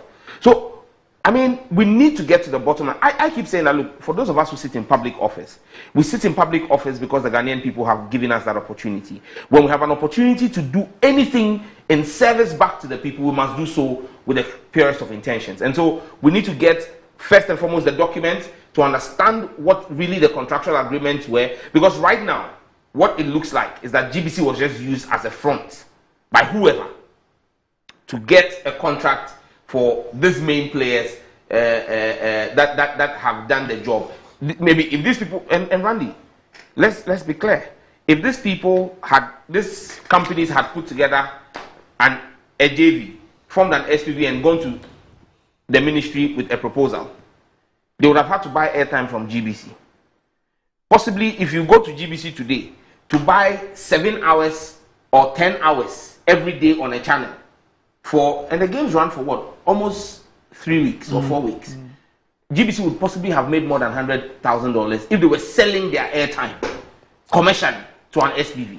So if GBC is making only 105,000 as a player here for that channel, must be asking. But even if you look at the complaints from the staff of GBC, it means that the GBC even engage in technical production as well. Absolutely, some of technical production. Because I have pictures of GBC staff manning cameras. So the technical production, we need to know exactly what GBC's role in this thing was, because I don't believe the entire technical production was outsourced. If the entire technical production was outsourced, you wouldn't have had GBC staff in the first place writing the internal memo complaining about their welfare, because the technical production is not just equipment but also personnel. But you know, and even in the agreement says that personnel is going to come from GBC. And that is why even the private media broadcasters who were drafted in to form the broadcasting pool came under the auspices of GBC, because the Ministry of Youth and Sports will not deal with individual broadcasters. So we need to understand the welfare. Right. For me, the welfare, which is the real cracks that brought all of this, must be looked at as well. And you know, Randy, one thing that was clear in the agreement is that anything that is provided by the third party was a responsibility of GBC, because they had kept that in their proposal. And one thing that all of us must note is that the Director General's response yesterday clearly was to expose the minister. Today, now, he himself, a letter to public accounts and copying the person that has raised the public interest this thing. And the memo that is coming out now has clearly exposed the Director General, that he's been very dishonest. It's an unfolding story. Yes. So but this is clear that he's even dishonest to his response. Please, I have bad news for everybody. I have bad news. Oh, I'm sorry, but I have bad news for you. Okay. Do you remember this quote? I am embarrassed as High Commissioner for this thing to appear on the internet and be a subject matter of discussion in Ghana.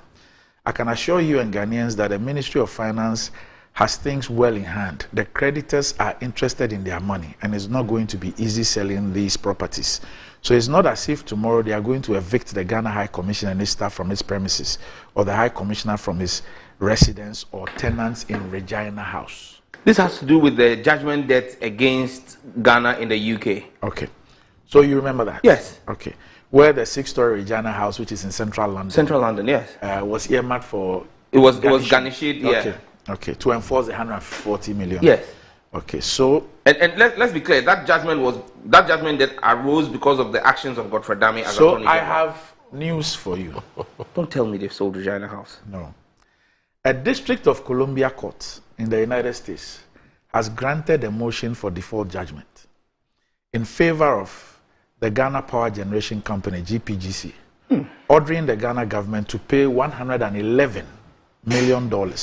$111,493,828.92 plus mandatory post-judgment interest. Wow.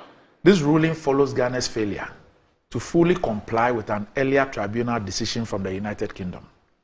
On January 26, 2021, a UK tribunal issued a final award finding that Ghana breached its contractual obligations by terminating a power purchase agreement with GPGC on February 18, 2018. Ghana had argued that a foreign power company failed to meet certain contractual conditions leading to the contract's termination. However, the tribunal disagreed, awarding GPGC $134,348,661 in damages, calculated based on an early termination payment formula in the purchase agreement. The award included an interest rate of 6-month USD LIBOR plus 6% and reimbursement of GPGC's arbitration fees and expenses totaling $3,309,877.74 with interest at 3-month USD LIBOR, compounded quarterly. Despite the ruling, Ghana only made partial payments totaling $1,897,692.40, leaving a significant outstanding balance. After unsuccessful attempts to secure the remaining payment from Ghana, GPGC filed a case in the U.S. District Court on January 19, 2024, under the New York Convention and Chapter 2 of the Federal Arbitration Act, seeking to recover the compounding debt. Court documents reveal that the U.S. court served Ghana with a petition on January 23, 2024 through Shirley Ayoko Botchwey, Ghana's Minister for Foreign Affairs and Regional Integration. The documents were delivered in Ghana on January 29, 2024 with a signed confirmation of receipt. However, Ghana failed to respond by the March 29, 2024 deadline. So let me read this again. The documents were delivered in Ghana on January 29, 2024 with a signed confirmation of receipt. However, Ghana failed to respond by the March 29, 2024 deadline and did not appear in the court proceedings. The court determined that it had jurisdiction over the case, citing the New York Convention, which the U.S. has ratified, recognizing UK arbitral awards. The court also noted that Ghana had expressly waived its sovereign immunity and committed to international arbitration under the Power Purchase Agreement. In his August 6, 2024 memorandum opinion, Chief Judge James E. Bosberg emphasized that the arbitral award between the non-U.S. parties arose out of a commercial relationship which falls under the New York Convention. The convention requires that member states recognize and enforce such awards regardless of the party's citizenship or domicile. While the judge did not grant pre-judgment interest to GPGC, they asked for it, he didn't grant that. The court will award post-judgment interest at the rate specified in U.S. codes, adding to the financial burden on Ghana. So there is 111 million US dollars on this particular judgment, this termination. And after the 134 million award in the UK with the Regina House issues, we've only paid 1.something million. The court documents say that we were served on the 29th of January. We were supposed to respond by March the 9th. We did not respond. And the confirmation of the receipt was also tendered in court. And so please, you can go to my Enjoy Online and you can read this story. U.S. court awards 111 million to Trafigura in judgment debt default against Ghana. So this is the bad news that I have for you. Randy, yes, I think that there's always a right to appeal. And the Attorney General and the Republic of Ghana would get hold of this particular judgment, look at the nature of judgment and the legal matters that has been raised in this particular judgment and make appropriate response in terms of appeal. So it is solely the decision of the Attorney General either to make an appeal or not to make. And as a layman without legal background, I'll leave this matter to the Attorney General. All right. Okay. Randy. Yes. This is not about being a layman or being an expert. That's his opinion. You can't take it. No, I'm also stating mine. I'm not saying that. I'm not referencing. I'm saying that I will comment. It's not about being a layman or being an expert. Because whether I'm a layman or an expert, the fact is that my taxes are going to be used to pay in excess of 140 million. 11. There's 139 million. And then there's now 111. I guess it's the same thing. It's the same thing. Yes. Fine. Over 100 million. Yes. Of my taxes. Dollars.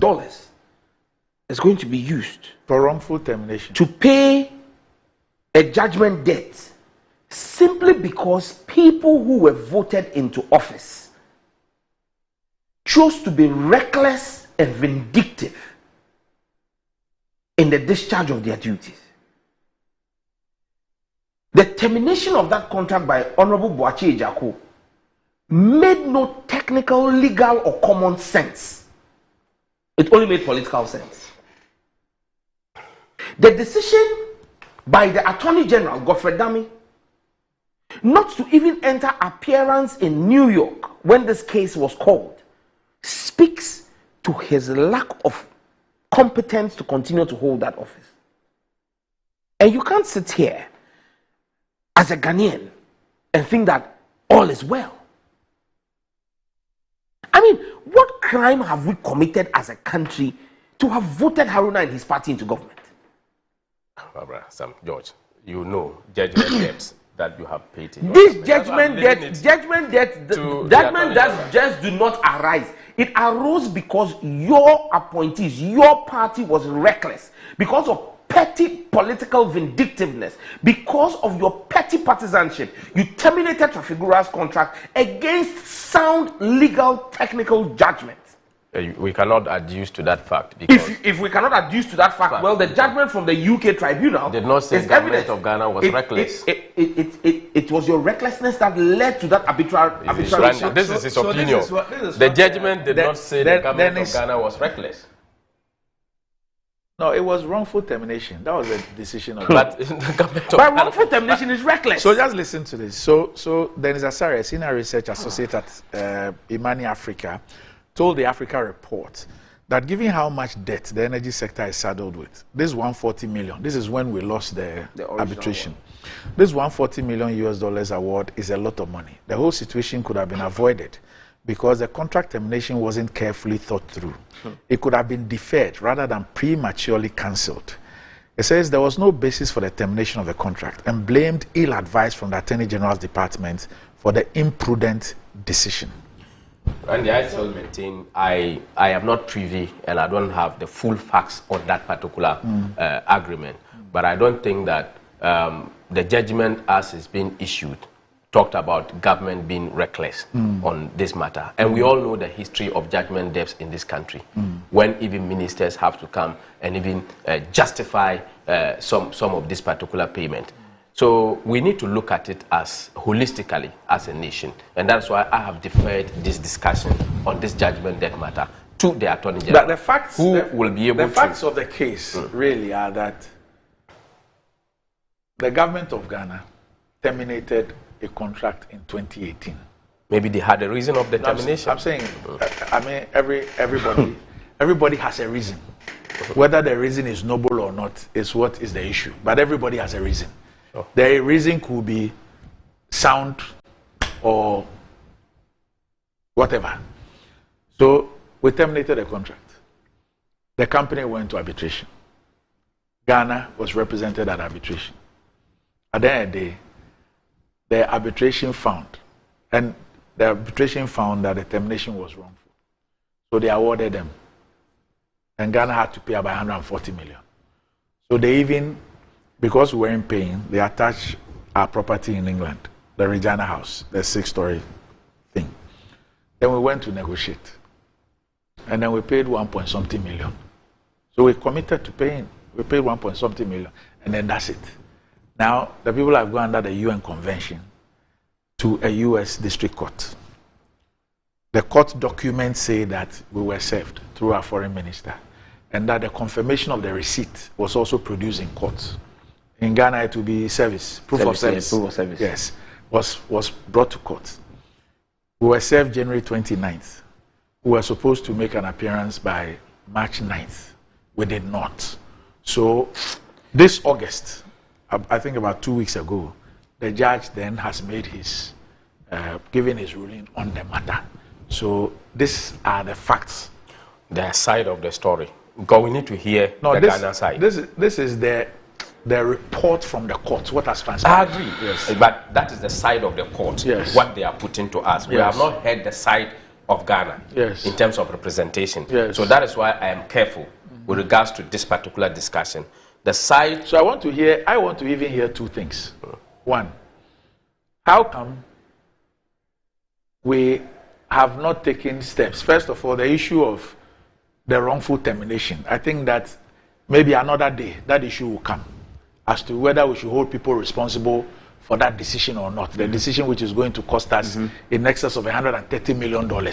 Whether those who took the decision should be held to account or not. That for me is another issue. Now, having lost an arbitral award made, why haven't we taken steps? Even when the people tried to garnish the High Commission's property. And that is why I referred to the interview that High Commissioner Paposo Nkrumah granted Joy when the issue occurred. Okay. And it is this non-compliance to the arbitral award which has led the company to now go to a U.S. district court. Is it true that our Minister of Foreign Affairs received it? Why weren't we there? Why haven't we taken steps to make the payment? Because there are many payments that we have. Yeah. We have made to people. There are some that we were even discussing a few minutes ago. But the truth of the matter is that there is over $100 million that this country has to go and pay. That's a fact. But the court said that the foreign minister was served. We have not heard from the foreign minister. We have not heard from the Attorney General whether this is actually true or not. Remember, this judgment is given in absentia because we are not part of the judgment. We have not appeared, right, from what you are saying. But the truth is that even without this judgment, the arbitral award, which was made in the UK, is binding on us. In fact, we have paid 1.something million out of it. Yes, and we know that the High Commission's property was garnished earlier. What if they even go back and go and enforce that again? And that's why I'm saying that now that this judgment too is also out, I believe that let's give the opportunity to the Attorney General. Why must we be saddled with something like this just because some people decided to use their pens wrongly? Randy, you see, and here, Harun, I speak to you as a brother. I know you're the Deputy General Secretary of your party, and so you'll find it hard to be critical of your party. But as a young man, we're young people. We need to come to that place where we say to ourselves that this is about our country. Look, the actions of Boakye Jaco on the advice of the Attorney General's Department to terminate this contract is what has led us here. It's been established in a court of law or an arbitrary court of arbitration with Godfrey Dame present as Attorney General, because this arbitration happened when he became Attorney General, that we wrongfully to confirm he was part of the arbitration. Somebody else could have represented him. So arbitration was done. Fact. Stop trying to defend. You see, arbitration was done. But whether Godfred was there or Ghana not, was represented. Period. But whether Godfred was present or not, whoever went there. So arbitration was done. Listen. Let me tell you something. In the maritime dispute, that Marietta did all the work. Who went and stood there and said they got credit? Is it not the then Attorney General and Godfred who went to stand there? Because he was there in the court. But in this they went to the court. At the time they went to the court, the argument had been completed by Marietta. So, you see, Godfred has led so many arguments. When you take credits for the actions of the office, you can't run away from issues when they arise in that office. Whether Godfred was present personally or not, whoever was there was his representative and acted in his authority. This is what I want to say, but not Godfred. So don't stop defending Godfred, because you can't defend him. He has no reputation to defend. No. Oh, Sam. You can't confirm. You can't confirm whether Godfred was there. He has established this organ. An Attorney General who tries to quote. I take exceptions to that because let's deal specifically with this issue. I think you need to withdraw that. It's very unfair. With the greatest of respect to you, yes. If you find it unfair, that's fine. I withdraw it. Okay. But Randy, I hold the view that Godfred is not clothed himself in glory. Let's stick to this issue. I am on this issue. Even on this issue. Godfred, yes, on this issue. The Attorney General, Godfred Dame, has not clothed himself in glory because he went into arbitration and lost woefully. And we got a judgment of 130. He was dragged into arbitration. Yes, he was dragged into arbitration and lost woefully. 130 million plus US dollars has been slapped on your children and my children. Which children? It's in your lifetime. Which children? No, Randy, we won't finish paying though. Oh, you will pay. You think that the company will wait for your children? Randy, even if we pay it, we'll go and take a loan that our children will come and pay. Anyway. So the thing is, we must be concerned about the country that we're building. And there are times where we must say, look, on this one, it is wrong. The question we should ask ourselves is, why is it that when these people now took us to the New York court, the District of Columbia court, they served Ghana? They said they served us. We haven't confirmed not that they said they served us. You see, that's what the documents say. Haruna, are you disputing? Let's leave space. No, because we need to get the confirmation whether we were served. We've seen things in this world. We can't assume that we are actually being served. My point is that you see, when he says that we've heard their side and we are yet to hear Ghana's side, Ghana had the opportunity to have its side heard. That is in the court. They did not and go. they failed to go. Period. Is that not the religion of It's duty? fact. It's a fact. But the So point is that you agree with me that because in that's what itself- the judgment says. that- That exactly. we did not. Because Randy, So I do not believe. And Randy, look, U.S. judges are not themselves. You know what? U.S. judges themselves are not. You know what I? Above You know what I? reproach. You know what You I? understand me? But I know what I find quite interesting about this judgment. You know, they asked for some pre-judgment. Pre-judgment, yeah. With The court set aside. However, the judgment now includes post-judgment. Post-judgment, yeah. Compounded quarterly. Yeah. If we continue with the longer we stay, the attitude, what it means is that this thing could end up getting somewhere. Why did we do this? Randy, Why Randy, did we have to saddle even ourselves with when this? the arbitration cost was given, award was given in London, there were experts in the industry who said, look, if our authorities would just eat the humble pie and reach out to Trafigura and say, look, let's cut our losses, let's negotiate. Yes, there's a judgment debt of over 130 million. We can't. So can we sit down and agree on something? What have been your legal fees? What is an amicable settlement we can reach at? To even drop it. But the arrogance of the people in power, Haruna, the arrogance of your people, the haughtiness with which they conduct business will not bring them to accept the fact that they are incompetent at best and criminally liable at worst. No.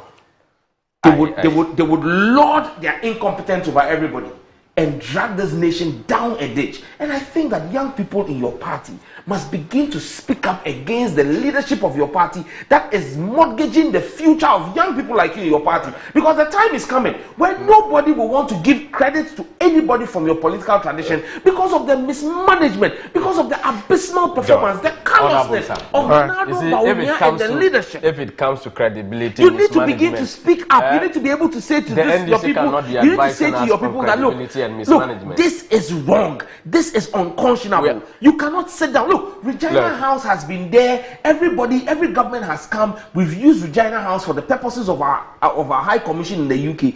Only Bawumia and Nado, bam. We're going to do something. You know, your party, your government has paid dubious judgment debts than this. So why have you not prosecuted anybody? Why have you not prosecuted anybody in 7 years, 8 months? If you have evidence that anybody, if you have evidence that in terms of judgment, then nobody has been put on the slate. Even people who are innocent, like Atu Forsen, your Attorney General has found it worthy to persecute him in our court. And you want to sit here as Deputy General Secretary and tell me that if there are people who have persecuted him, it was persecution. It was pure persecution. It was prosecution. And that is why the God of justice has laughed, made him laugh on the wrong side of his mouth. If you say but you see, you are clearly aware. Who have you prosecuted?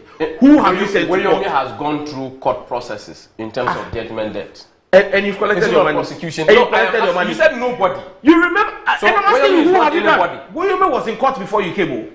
Before Woyome was in court before you came. You didn't take Woyome to court. Please.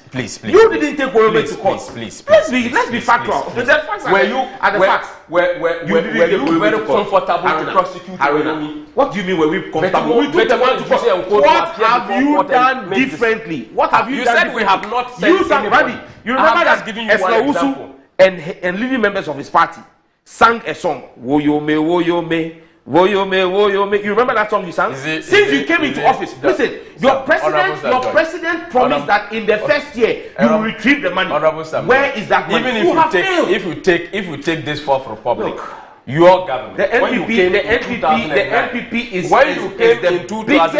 the biggest aberration. On the rooftop that we were corrupt. You could not even prosecute one person. You could not prosecute even one person. Yesterday, I also did. But we came and prosecuted a number of your people. Stop shouting. So you have not. Your people have chopped the money. It's okay. Listen. Randy, yesterday, I did another thing on a public accounts question with another public interest question. Yesterday. Yes, yesterday. On with the Deputy Director General of the GES, the Director General himself, Ghana Education Service. Yes. On what? Let me state this categorically. And yesterday, the Deputy Director General apologized, and I said to him that they must issue a public statement on the subject. What is Randy? We cannot sit in Accra and our government schools will not have Ga and Dangme teachers posted to them.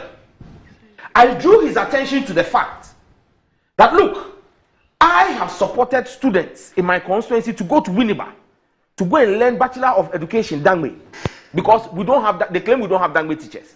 This year, 30 graduates from University of Education Winneba have graduated. Now, for them to be posted, 30 graduated from University of Education with bachelor degree in Dangme as teachers. Now, you open the portal for them to be posted. And Randy, only 2 of the 30 were posted to Ningo Pram Pram. The other 28 have been posted to the north, to Ashanti region, and to Western region. To teach what? To teach what? Because Dangme is not taught in those schools. And I asked him, I said, are you... But do we have...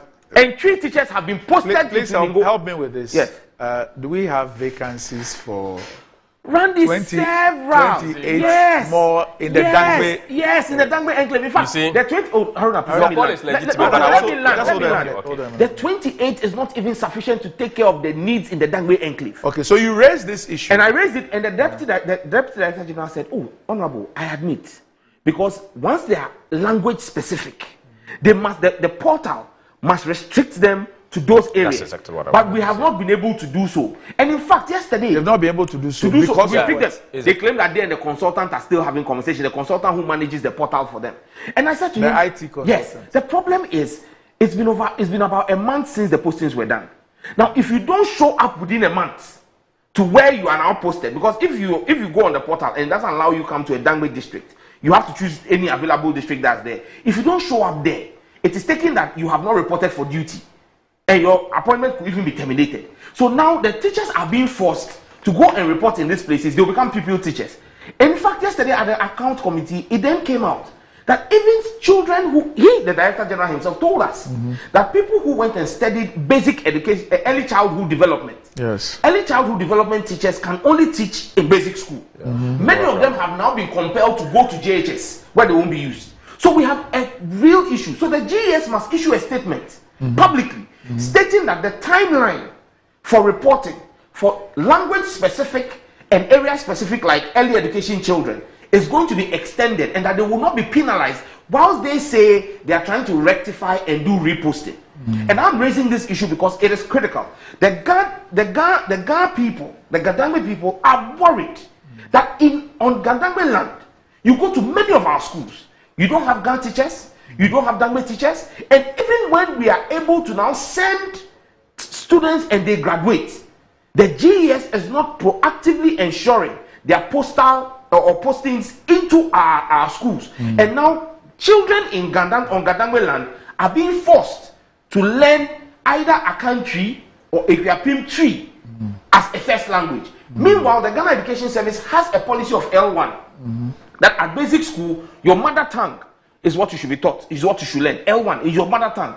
And the children of Gadangme, our mother tongue is not a Ekriapim Tree or Achim Tree. It is Ga. Is there Achim? Oh, the tree they have got fancy or whatever. Achim. Stop being mischievous. There's nothing like Achim Tree. You see, bottom line, our people deserve to have teachers when we have them, because I know that there's this Gadangme thing that we've done. I think it's led by your former ambassador to Canada. I think he's still there near Ikwe Oto. That's the Gadangme Council. The Gadangme Council. Yes. They are currently doing scholarships. I mean, they've called a number of Gadangmes. We are funding students scholarships at Accra College of Education, University of Education, to make sure that we have trained teachers. And so we demand that the GES makes these postings to our schools, because Randy, it's becoming a problem. Because you know why? You know why I'm saying this? When you teach the language, you don't just teach the language. You teach the culture and traditions of the people. No, I understand. And this is not just about Volta. The same problem, Roxy said the same problem is going on in the Volta region with Ewe. So we need to be careful about this. We would use this platform to call on the Ghana Education Service. Personally, I think you are referring to Dr. Tando, right? Yes, he doesn't pick phone calls. I will reach out to him. Also, he picks MPP people's phone calls, but he doesn't pick up phone calls. I will reach out to him. Did I tell you he picked my call? I have sent him text messages. He won't respond to the calls. It's okay. No, but you just said he said. No, I said the deputy director. The deputy director. So is the deputy director? Yes. Dr. Tando. Right? Is the deputy director you are talking about? Yes. You see that you just accused them. Yes. No, the director general is the one I'm saying doesn't pick calls. You mentioned a director specific, which is Dr. Tando. Yes, yesterday he responded to me. He came back to Ghana yesterday and started some media work in terms of education. No, he himself. I don't know whether he traveled with him. If what Honorable Sam George is saying, I think that I share in it. If indeed they have been posted out of their language area, I think that the Ghana Education Service should quickly reverse these particular postings and get them back to their places. I, for example, I was born in the Ashanti region, and I could not even speak Dagbani. So at some point in time, my father had to make me to go back to the north to study. So there I learned my mother tongue. Sorry, the deputy director general spoke to Stephen Kweku Owusu. Okay, so if you post somebody to, at the time I was in Yeni Secondary School, they would not even allow the person to teach Twi or Ga if you bring in a Ga person. So I don't think these people will be allowed to come and teach the Gadangwe people Twi. So this has to be corrected. This is unacceptable. I think that the Ghana Education Service should look at it, and I share in that particular call. But the propaganda of you saying there is a chimtree or there is nothing like that. Oh, there is nothing like so that. Let's leave Akufo-Addo in peace. Oh, I'm not mentioning Akufo-Addo's name. It is true. When you are driving yourself, the man said he said a chimtree. He didn't say a Japade. I didn't say Japade. No, I said nothing like a Japade. There's nothing like a Japade. There's nothing like a Japade here. All right, guys, thanks for joining me. A book without an author. Thanks for joining me. Thanks for joining. There are a lot of unknown authors. Up next, GMV. Okay, then.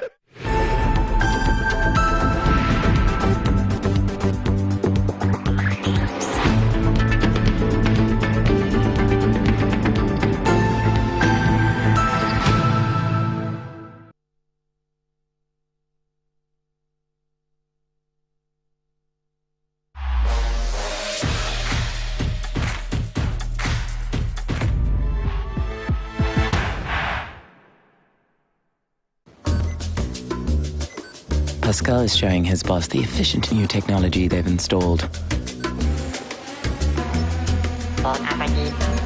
She's pleased. But now she's asking, why is that still there? Pascal explains the new fleet-finding darts are more accurate than the old ones. The boss is not so pleased anymore. If you haven't automated your fleet management yet, it's time to get business done better with MTN Business.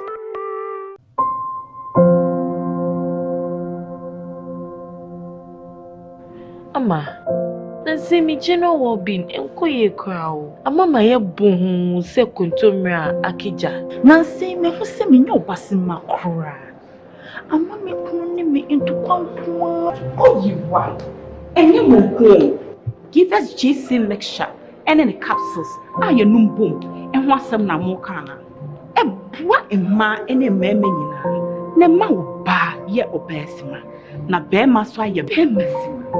Ya, we be bua wukuru ama ne giant sa wo de hye ne botum na wanyinya ne nti sese ne oyi chokmo na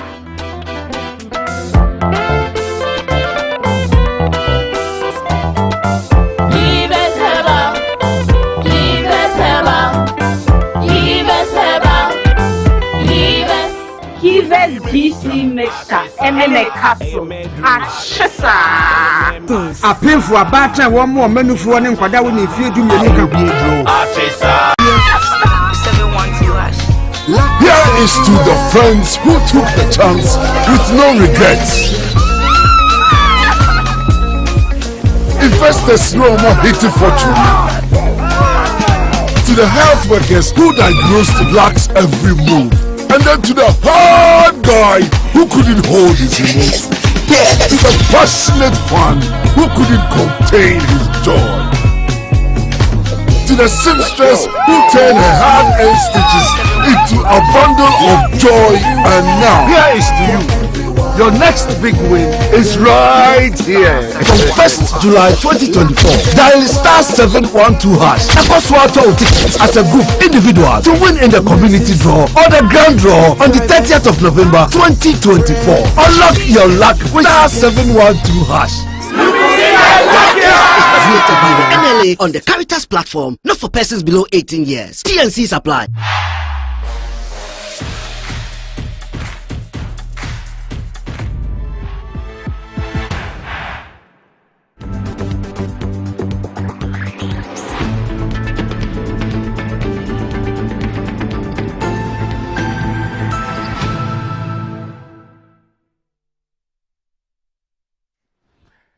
Right, welcome back to the show. If you just joined us, this is Good Morning Ghana live on Metro TV. Time to check out what is trending on social media with Desi, the star boy, Mr. Krekudanso. Doc, good morning. Good morning.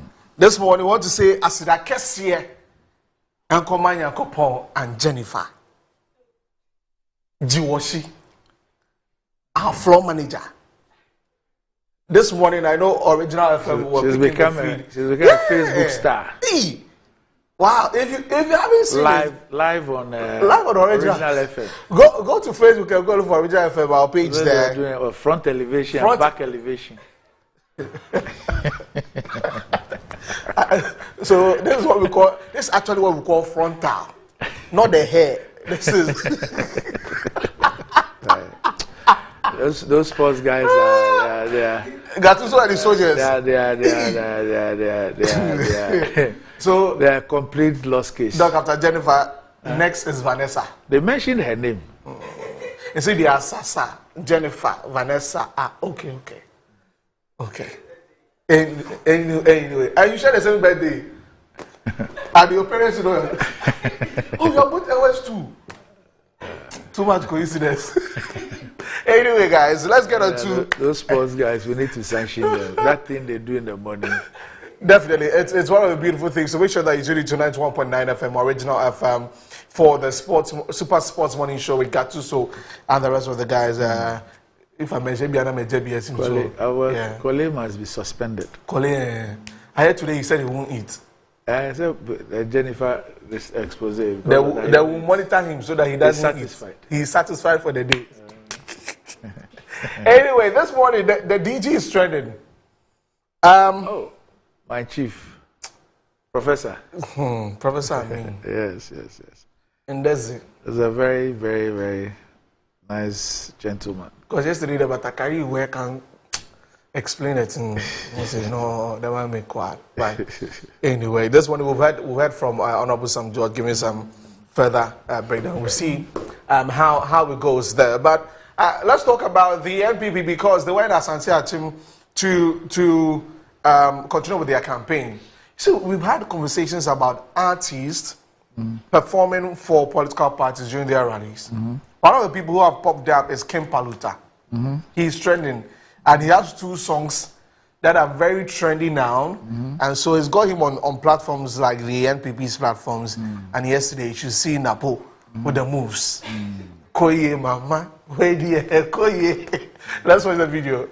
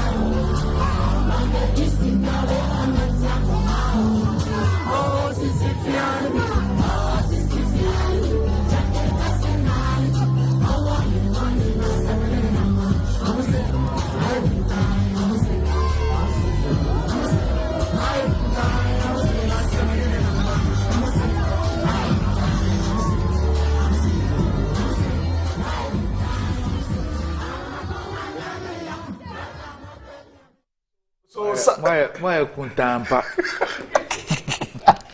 And now it comes with some kunta. Someone wrote. I'm happy for Paluta. Yeah. That he's cashing in. Cash he's out making season. the money. I'm happy for him. Yeah. Hey, I'm happy for him. Yeah. He's making the money. He needs to. One of my boys, Olive the boy, he sang good sing. And he also performed at the NDC Youth Manifesto launch to check the boys now. And please, okay.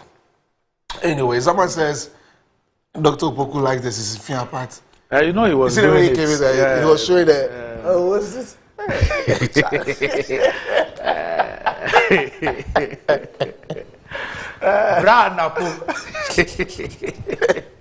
Oh, what's this? No, you remember that this Kepaluta's Aseda song? Yes. The priest apologized. I read it later. Oh. Apparently, it was against church doctrine. Oh. The doctrine is that you don't bring secular songs into church. So he had to apologize. The words of the. It's church doctrine. Oh, okay. Oh, Charlie. They make your man regret say he sing the song. Charlie. Anyway, he be dancing. So. If I sing for us. And we'll be a speaker around quiet. That's all. Doc, with his club beer. That's if he is also that is if he's like the other one. Yes. The other one loves club beer. I don't know what this one loves. I go drink Coke. Hey. I go drink. The way they sing that thing. They don't be Coke butter. Doc, yes. Let's go to Kumasi. Because there's a video trending about a funeral. Okay. That turned to a dinner party. Okay. And people are like, since when? Okay. So the issue of dinner has become part of funerals in Kumasi. Yes, it's become part of funerals in Kumasi. So they have a funeral on Saturday. Yeah. Then the night they do what they call dinner. So it's become part of it. Of funerals in Kumasi. I think that even in Accra, some of the Ashantis and Akan people, they also bring in Accra. You know, we do the Bonyo party. That's the Sunday. The Sunday is the Bonyo party. That's why we block the streets, and if we don't find this thing, we block the streets. Bonyo party. Bonyo party. Prudent. But they do the dinner. Oh, but this one here is what? I want you. But if I check the person way there. If I check the will, maybe leave them things. I checked the woman finish. So that's the thing. Yeah, that's a dog. Funeral. Let's take a look at the video.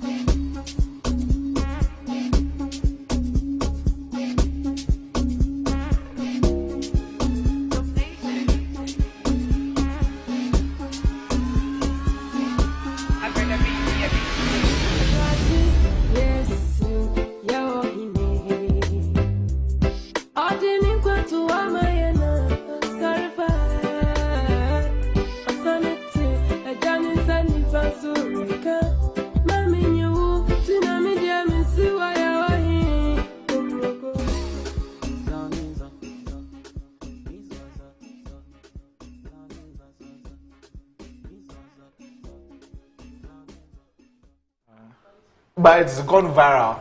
Okay. It's trending on X, Facebook, Twitter. Okay. Hey, no, X is Twitter. I mean, TikTok, everywhere. Yes. Who be that? Dinner. Okay. So the guys, there's something they say. Enamo GFM. Enamo GFM. Enamo GFM. I don't go feed the code down. Ninya. Eniniyo. Okay, I get it. No, I get it. You don't get money, Zeki, but they give gout. I think, MC portfolio was, and Kevin DJ, the young dude. Nah, it be top one. Somebody say the person who dies and go watch, say, everybody chop us, we can come back. But anyway. Somebody asked me why I like parties. You know, every year I do, like my birthday, every year, the last 25 years. Every year. So if I ask me, why do I like? I say, where I come from, the day God calls me, I could be 100 years, I could be 110, whatever. The day God calls me, they will block all the streets, and the chilling they will chill. My dead body, will regret that. So once I'm alive, once you are alive, you have to chill and party, or they will party on your behalf. Once you are gone. Anyway, so that has been trending on X today, but of course we're still talking about the Baba Yara. We saw you at your wedding. We saw you. That one too is like. Didn't we see you? That one to be different one. Okay. Hey, yeah, dog. Today is the birthday of my father-in-law. Hi. Yes. You are going to forget it.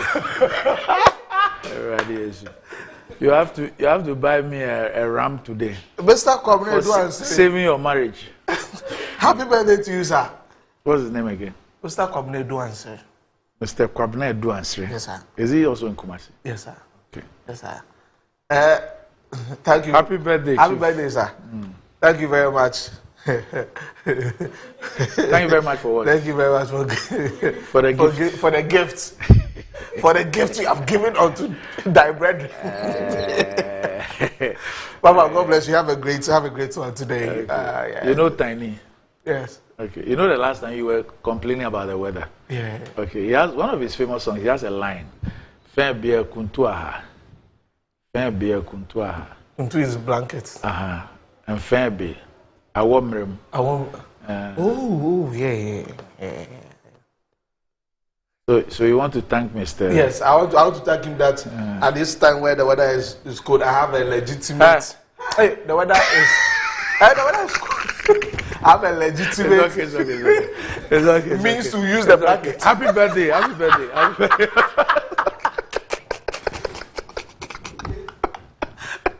That's it for the dress today. Up next, Metro Sports.